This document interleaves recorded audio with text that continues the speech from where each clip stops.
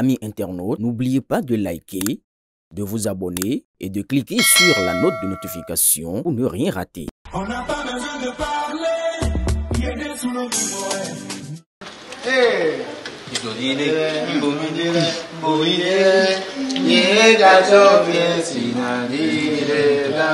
Alléluia!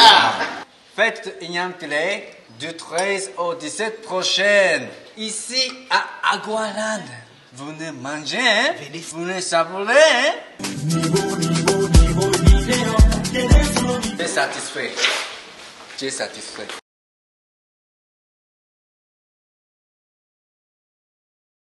C'est à travers un point de presse tenu ce jeudi 14 août 2025 au siège de son parti que le président du mouvement des élites engagées pour l'émancipation du Bénin Mouel Bénin, Jacques Ayadji, a exprimé son exaspération face aux manœuvres déloyales et d'hostilité étranges de certains élus de la mouvance présidentielle. Ces critiques ont particulièrement visé des personnalités du parti Union Progressiste Le Renouveau, UPR, issu du département des Collines. Dans son discours intitulé « Du militantisme au développement, le rôle du leader, non à la duplicité politicienne », Jacques Ayadji a détaillé ses griefs. Suivez ici l'intégralité de la déclaration du président de Mouel Bénin. Alors je prends parole ce soir pour dénoncer au premier chef M. Edmond Agua. Deuxième personne, c'est Rogatien Akwaku. Troisième personne, pour ne pas être plus long, c'est Alain Nyankaya. J'ai intitulé cette déclaration du militantisme au développement, le rôle du leader. Non à la duplicité politicienne. Dans la vérité, nous travaillons pour la patrie. Telle est la devise de Mouel Bénin. Et Frantz Fanon nous y encourage avec sa célèbre citation « Chaque génération doit, dans une relative opacité, affronter sa mission, la remplir ou la trahir. » À Mouel Bénin, nous sommes des leaders résolument au service du peuple. Et cela se voit. Que voit en effet un leader qui est en permanence dans une logique de diffamation, de débauchage honteux et de piétinement des tests. La réforme du système partisan ouvre une nouvelle ère vertueuse censée mettre fin aux pratiques les plus agiles qui tenaient les acteurs éloignés de la noblesse qui caractérise le jeu politique. La politique, en effet, l'art de gérer la cité, ne saurait continuer à s'accommoder de ces pratiques indécentes et malsaines, d'autant plus qu'elles sont l'œuvre de ceux qu'il convient d'appeler élites politiques. Le renouveau voulu et accepté par tous se révèle à bien des égards comme une greffe qui a du mal à prendre chez certains politiciens, ces indécotables du passé politique honteux récemment dénoncés avec justesse par le chef de l'État, le président Patrice Talon. Comment qualifier un homme politique qui se dit leader et qui s'emploie à ne s'occuper que de notre formation politique au lieu de comprendre le message de rejet à lui adressé par les populations, notamment celles des collines, son département d'origine?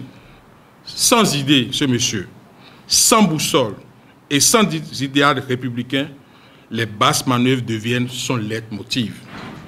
Point cardinal de la réforme du système partisan, pour mettre un terme au passé honteux, la transhumance politique et les basses manœuvres de débauchage des militants d'un parti pour un autre doivent être dénoncées. Et ce sera désormais notre posture afin que ces, comme le disent l'anglais, ces has-been, ces briscards soient démasqués et reconnus comme les ennemis du militantisme de qualité et du progrès de notre peuple. En effet, aujourd'hui, et c'est triste de le constater, ces pratiques malsaines portées par des hommes qui n'ont d'ambition que leur petite personne perdue avec le constat désolant de voir des partis accueillis avec pompe des transfuges, y compris de formations politiques amies.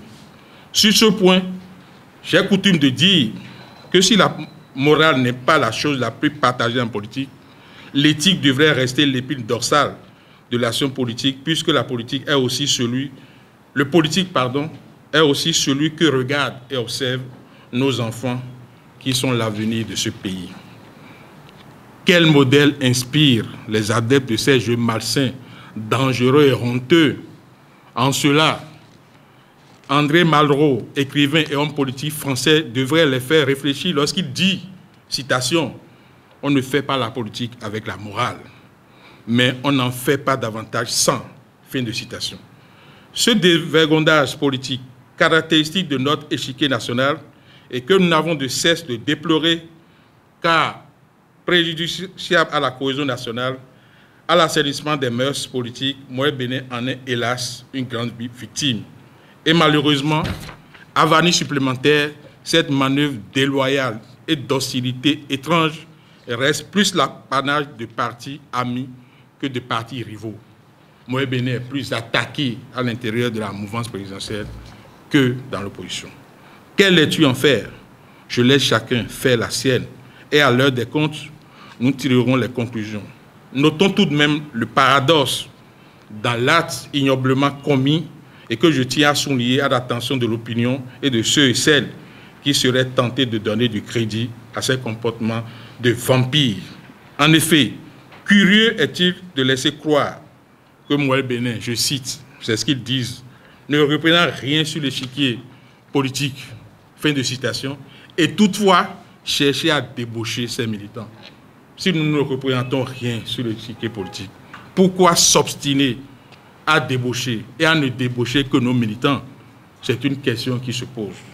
Ce comportement relève d'une incohérence d'autant plus flagrante que cette pratique honteuse en soi s'aggrave d'affabulation mensongère faite au nom du chef de l'État, tendant à faire croire à une chimérique entente de Mohamed Benin avec le président de la République pour renoncer à aller aux prochaines élections. Une contre-vérité grave, digne de gens sans idée de développement et qui est bien sûr loin de la réalité factuelle, car le sérieux qui nous caractérise à Mohamed Benin nous engage naturellement à la conquête du pouvoir à la base en qualité de parti structuré qui se veut rempart de la mouvance présidentielle. Et ça, j'insiste là-dessus. La victoire de la mouvance présidentielle en 2026 passe par Mohamed Benin. Nous sommes le rempart de la mouvance. Puissent les concernés par cette dénonciation, puissent se le tenir pour dit, et j'ai dit, je vous remercie.